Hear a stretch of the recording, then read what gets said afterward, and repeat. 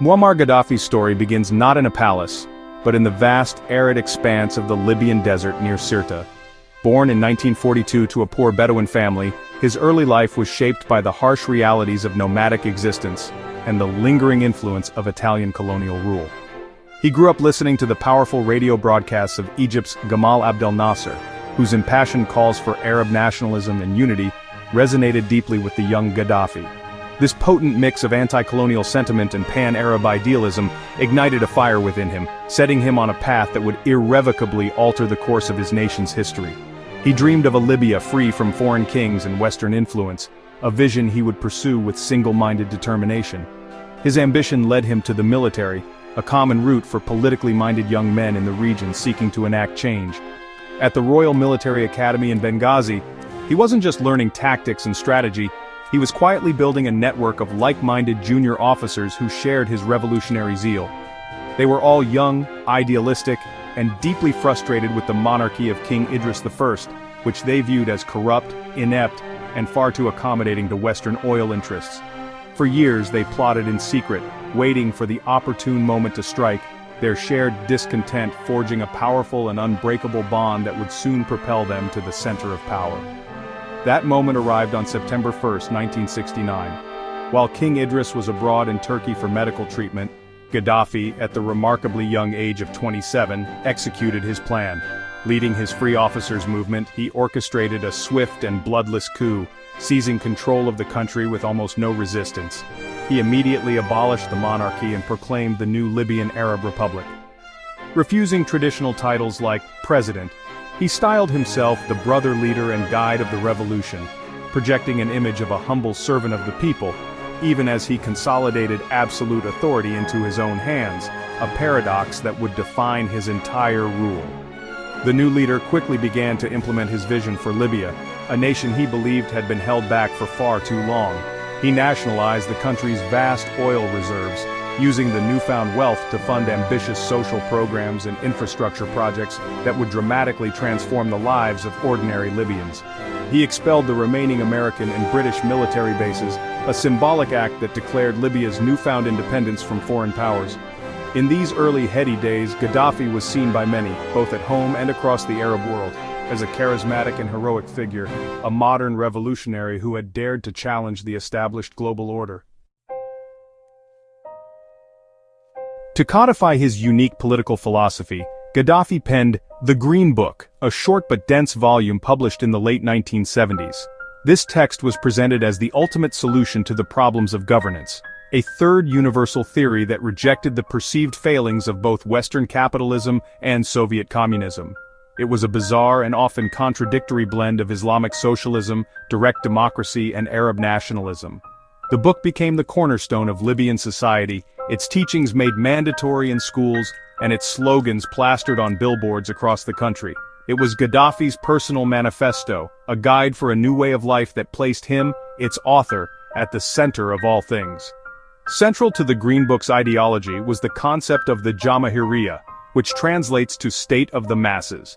In theory, this was a form of direct democracy where power was supposedly held by the people through a series of local committees and congresses. Gaddafi claimed this system made traditional government obsolete, allowing every citizen to participate directly in the running of the country. However, the reality was starkly different. The Jamahiriya was a complex and opaque structure that, in practice, served to sideline any real opposition and concentrate all meaningful power in the hands of Gaddafi and his inner circle of loyal revolutionaries, creating an elaborate facade of popular rule.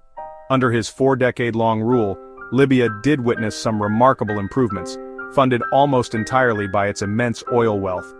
The government launched the Great Man-Made River Project, a colossal engineering feat designed to bring fresh water from aquifers deep in the Sahara to the coastal cities, transforming agriculture. Literacy rates soared from around 25% to nearly 90%, and the state provided free healthcare and education for all citizens, creating a welfare system that was the envy of many developing nations. These tangible benefits created a deep well of support for Gaddafi among parts of the population who saw him as a benevolent provider who had modernized their nation. Yet this progress came at a terrible price. Beneath the surface of the prosperous Jamahiriya was a brutal and repressive police state. Dissent was not tolerated, and Gaddafi's revolutionary committees acted as a pervasive network of informants, instilling a culture of fear.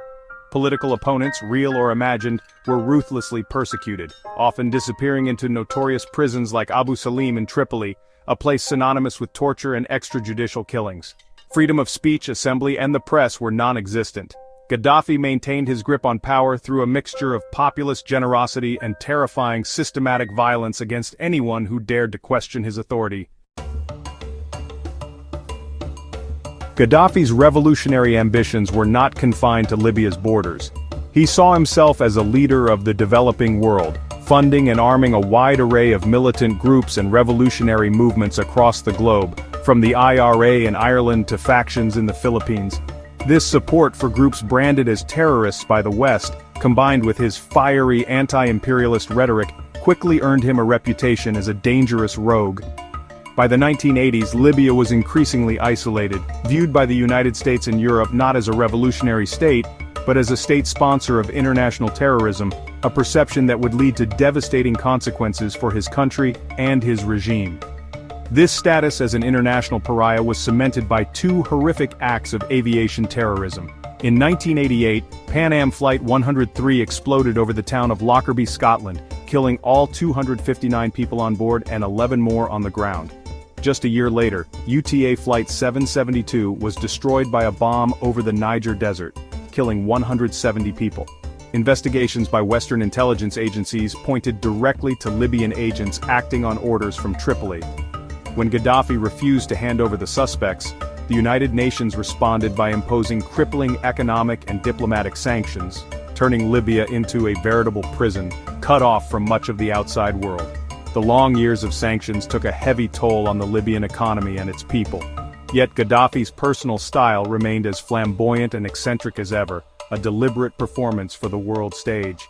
He was famous for his all-female bodyguard unit, the Amazonian Guard, a group of highly trained women who accompanied him everywhere.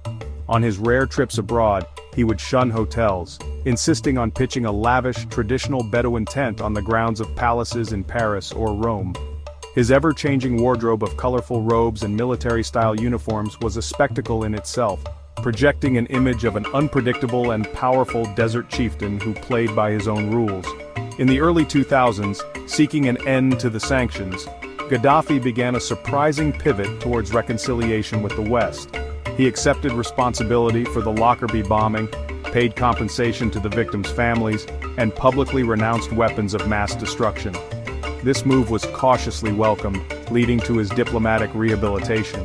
However, controversy continued to follow him. Allegations later emerged, particularly in France, that he had secretly funneled millions of euros to Nicolas Sarkozy's 2007 presidential campaign in a corruption pact, a murky affair that suggested his attempts to rejoin the international community were entangled in a web of clandestine deals and political intrigue. The beginning of the end for Muammar Gaddafi arrived in early 2011 with the Arab Spring, a wave of popular uprisings that toppled dictators across the Middle East and North Africa. Inspired by events in neighboring Tunisia and Egypt, protests erupted in the eastern Libyan city of Benghazi. Gaddafi's response was not one of compromise or reform, but of extreme and uncompromising brutality. He dismissed the protesters as rats and cockroaches high on drugs, vowing in televised speeches to hunt them down house by house, alley by alley. He unleashed his military, using heavy weapons against his own people, transforming a popular protest into a full-blown civil war. As the violence escalated and Gaddafi's forces advanced on Benghazi, threatening a massacre, the international community felt compelled to act. Citing a responsibility to protect civilians, the United Nations Security Council authorized a no-fly zone over Libya. A NATO-led coalition, with France, Britain, and the United States at the forefront, began a campaign of airstrikes against Gaddafi's military assets. This intervention critically weakened his regime and provided crucial air support for the disorganized but determined rebel forces on the ground, decisively tipping the balance of the conflict and sealing the fate of the brother leader. The regime crumbled over the summer of 2011. In August, rebel forces fought their way into the capital Tripoli, seizing Gaddafi's fortified Bab al-Azizia compound. Gaddafi himself managed to escape, going into hiding and releasing defiant audio messages urging his followers to fight on. His reign finally came to a gruesome end 2 months later, in October 2011. He was discovered by rebel fighters hiding in a large drainage pipe in his hometown of Sirte. He was captured, beaten, and killed, his final moments recorded on a mobile phone and broadcast to a shocked world, bringing his 42-year rule to a brutal and definitive conclusion. Gaddafi's death did not bring the peace and democracy that many had hoped for.